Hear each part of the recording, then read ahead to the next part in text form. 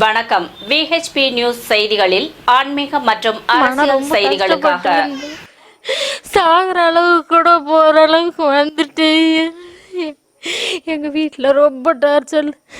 நாங்கள் அருப்பக்கோட்டையிலேருந்து வர்றோம், தென்பாலை கிராமத்திலேருந்து.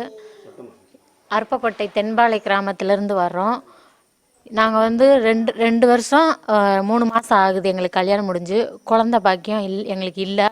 அதனால் பக்கத்து வீட்டுக்காரங்க சொன்னாங்க, அவங்க வீட்டில் அவங்க வீட்டுக்காரர் குடிச்சிக்கிட்டே இருப்பார். வீட்டில் 2 பேருக்கு ரொம்ப சண்டை சச்சரவு வந்துக்கிட்டே இருக்கும்.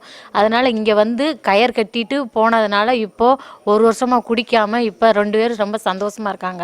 எங்களுக்கு குழந்தை இல்லைன்னு சொல்லவும் நீங்களும் போங்க இந்த மாதிரி அப்படின்னு சொன்னாங்க. எனக்கு கடவுள் பக்தி அதிகம்.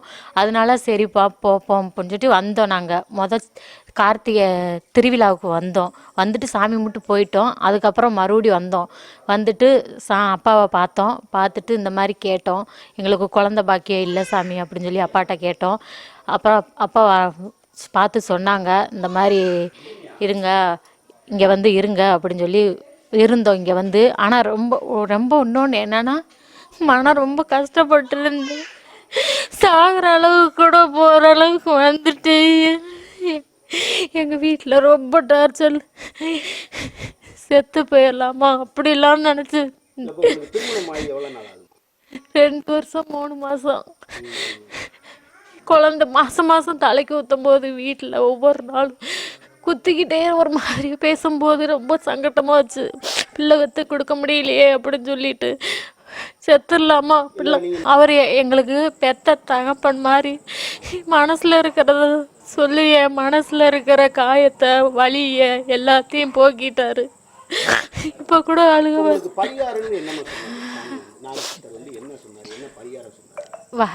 என்ன கோரிக்கை வச்சீங்க? சாமி உங்கள்கிட்ட என்ன கேள்வி கேட்டாரு? நீங்க அதுக்கு என்ன பதில் சொன்னீங்க? பரிகாரம் என்ன செஞ்சீங்க? பரிகாரம் அப்பா முன்னோர்கள் செஞ்ச பாவம் சாபம் ஏதாச்சும் இருக்குன்னு சொல்லிட்டு அந்த பரிகாரத்துக்கு 7 விளக்கு 7 நெல்லிக்காய் இந்த வாங்கிட்டு வர சொன்னாங்க. அதை வாங்கி வார விளக்கு போட சொன்னார் அப்பா.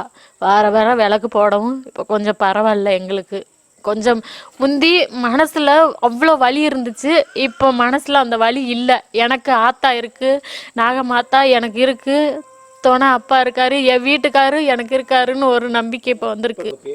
முனீஸ்வரி. மதுனால சீரழிஞ்சவங்க ஏகப்பட்ட பேர். மதுக்கு அடிமையாகி இந்த தேசத்தில் எவ்வளவோ பேர் மதுனால எத்தனையோ குடும்பங்கள் சீரழிஞ்சிருக்கு. இந்த மது குடிக்கக்கூடிய நபர்களை இங்கே குடும்பத்தை சேர்ந்த மனைவிகள் அழைத்து வராங்க. அழைத்து வந்தால் மது குடிக்கக்கூடியவங்க இங்கே கொடுக்கக்கூடிய ஒரு தீர்த்தத்தினால மதுவை மறந்துடுறதா சொல்கிறாங்க. அது உண்மைதானா? உண்மைதான். தொடர்ந்து 18 வாரம் விளக்கு போட்டாலே அந்த எண்ணமே வராது.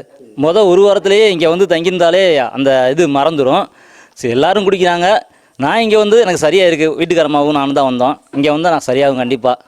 புத்தகம் அருளால். ஆமாம், பயங்கரமாக ட்ரிங்க்ஸ் பண்ணுவேன். கிட்டத்தட்ட ஒரு 7 வருஷம் பயங்கரமாக ட்ரிங்க்ஸ் பண்ணியிருந்தேன். இங்கே இப்போ 1 வருஷம் அது தொடரதே இல்லை. அந்த இதில் வெளியில் வந்தாச்சு. மது இப்போ குடிக்கக்கூடியவங்க பார்த்தீங்கன்னா, என்ன கயிறு கட்டினாலும் என்ன சாமி கும்பிட்டாலும் அவங்கள பயமுறுத்தி வச்சாலும் திரும்ப அந்த மதுவை தொடர மாதிரி தான் வரும். இங்கே வந்தோடனே இந்த மாற்றம் நடந்ததுக்கான காரணம்? இங்கே வந்ததுக்கப்புறம் நம்ம ரெகுலராக வாரம் இங்கே வரதும் அது ஆட்டோமேட்டிக்காக ஒரு 18 வாரம் 21 வாரம்னு வரும்போது நம்ம ஆட்டோமேட்டிக்காக மாறிடும். நம்மளுக்கு அடுத்த ஒரு கான்செப்ட் போயிடுவோம். நம்ம வர்றதுனால தான் மதுவை மறக்க முடியுதா, அல்லது இந்த கோயிலில் எதுவும் மூலிகை எதுவும் கொடுக்குறாங்களா? பொத்துமன் தீர்த்தம் தான் சார். இங்கே வேறு ஒன்றுமே இல்லை, பொத்துமன் தீர்த்தம் தான், வேறு எதுவும் கொடுக்க போகிறதில்ல. வந்தால் ஒரு 18 வாரம் சாமி நினச்சி உட்காந்தா கண்டிப்பாக மாறும் எல்லாமே.